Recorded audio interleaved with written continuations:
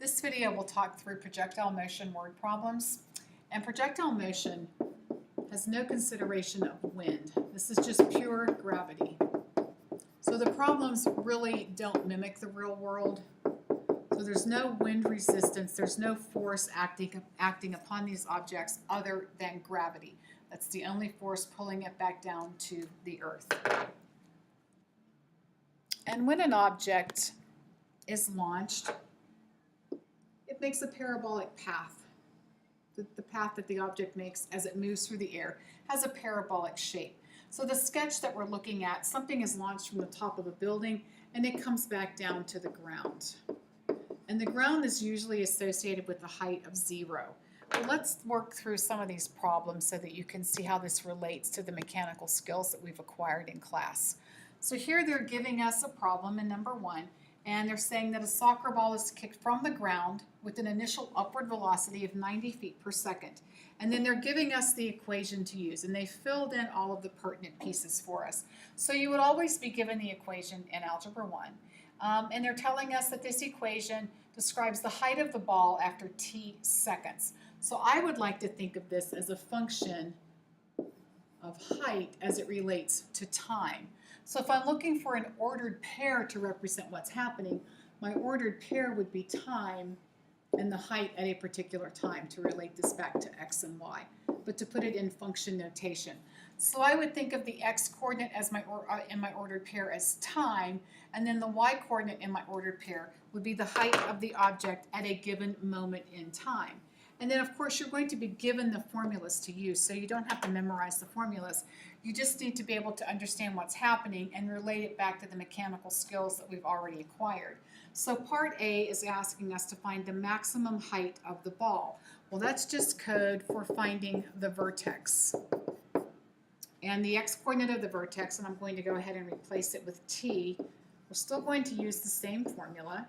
And I would get the A and the B. Here's A and here's B. I would get the A and the B from the equation that they provide for us, and that means that I'm going to be let's see, I'm going to have 90, and I have my negative built in, and I'm going to have 2 times negative 16. And when I put that in my calculator, I get the decimal 2.8125. And since that's a rational number, I would go ahead and use all of it. I would not cut that off. But this is only the time that it takes to reach the maximum height. They're not asking me for the time, they're asking me for the actual height itself. So that means that I'm going to have to evaluate this time value. I'm going to have to take that decimal value, and I'm going to need to evaluate it back into my function. So that means that I'm going to calculate, and you can use your calculator to do this. What's important is that you understand what you're doing. It's not so much number crunching as it is understanding what you are doing. So I would evaluate the given function for that decimal number, and I would end up with this number right here. And I went ahead and cut it at 0.5. But that means that the maximum height attained by this soccer ball is 126.5 feet, and that would occur 2.8 seconds after it is kicked. And then part B in the problem is asking us to determine how long will it take the ball to reach the ground. Well, since these problems are really kind of fake and they're just sort of modeling, so we're kicking, we're coming back to the ground. It took us 2.8125 seconds to reach my maximum height. That's the time it took to attain that maximum height. Well, if I'm coming back down to the ground is associated with a height of 0. So I have 2 options here. I could take the equation that I was given and I could set it equal to 0. And it's good to understand this even if you choose to use this symmetry. Or since this is really a fake problem with no consideration of wind or any other force acting upon the soccer ball, it's very symmetric. So if it takes 2.8125 seconds to reach the maximum, if I double that, that gives me the time that it took to hit the ground. So this ball would land back on the ground at a height of 0 in 5.625 seconds.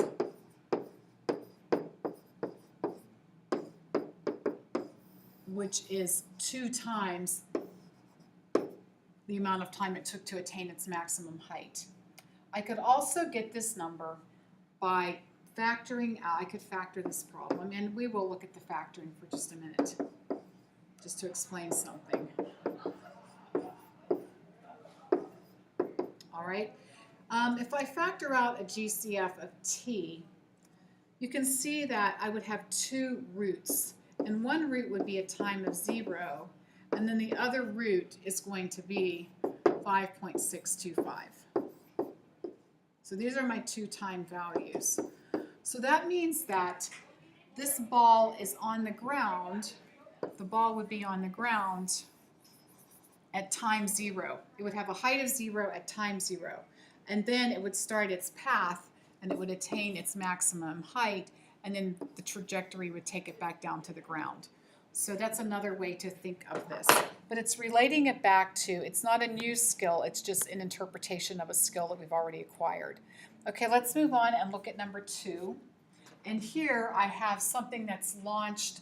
Let's see, they're giving me upward, let's see, launch directly upward at 64 feet per second.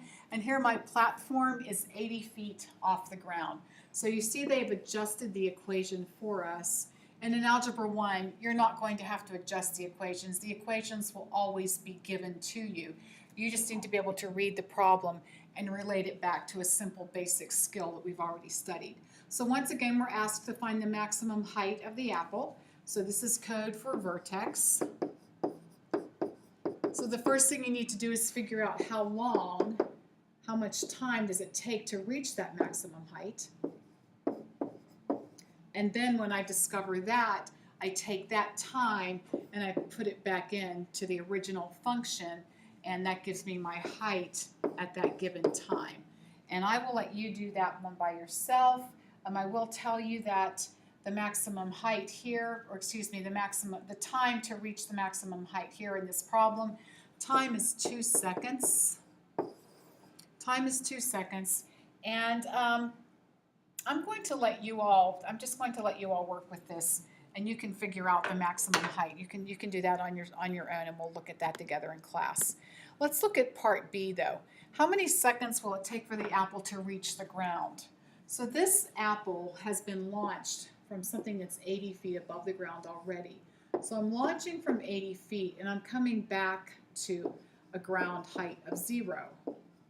So that means that the symmetry from the last problem, I probably don't want to use that symmetric relationship because I'm not coming back to the level at which I was launched from. So what I would do with this problem, they're asking me, let's see, when will this reach the ground? So that means at what time will my height equal 0?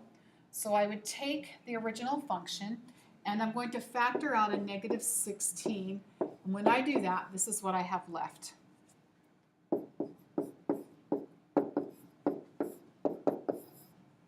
And then I would factor that.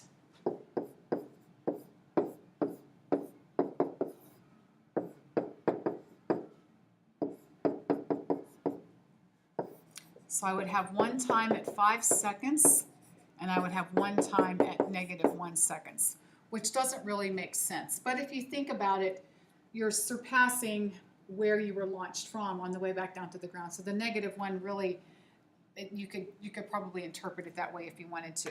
But here, time of 5 seconds. So it's going to take 5 seconds for this apple to land back on the ground again. So it's going to come back through the height at which it was launched and continue on down. So here it took 2 seconds to reach the maximum height, and then it would take 2 more seconds to reach the height at which it was launched from, and then another second for it to reach the ground. And then let's look at number 3. We'll look at a few of these, but I'm going to let you do most of these by yourself. I'll just talk through them a little bit. Okay, here, number 3. Let's see, in science class, students were asked to, here you're just simply dropping something. So here you're dropping. So there's no upward velocity, you're just simply dropping it. So you can see that the equation only has one variable in it. And so you would just get through finding the vertex, and you would need the y-coordinate of the vertex, And then reaching the ground again, well, that just means that your height is 0. So you would set this function equal to 0, and then you would solve from there. And let's look at the next page, see if there's anything interesting over here to explain. Once again, number 4, you're dropping, so there's no velocity, you're just simply dropping it straight down. And then number 5, they come back and they introduce again that you have an initial, let's see, fireworks fired vertically into the air, so they've introduced the variable back into it. How long would it take for the fireworks to reach the ground? Well, that's just simply setting this thing equal to 0 and interpreting what's happening. And then moving on to number 6. And here, they're providing the formula for us. And they're asking us for the maximum height. So once again, that's code for vertex. And remember, it's the y-coordinate of the vertex that gives you the maximum value. And number 7, they're asking how long will it take for her to reach a height of 14 feet.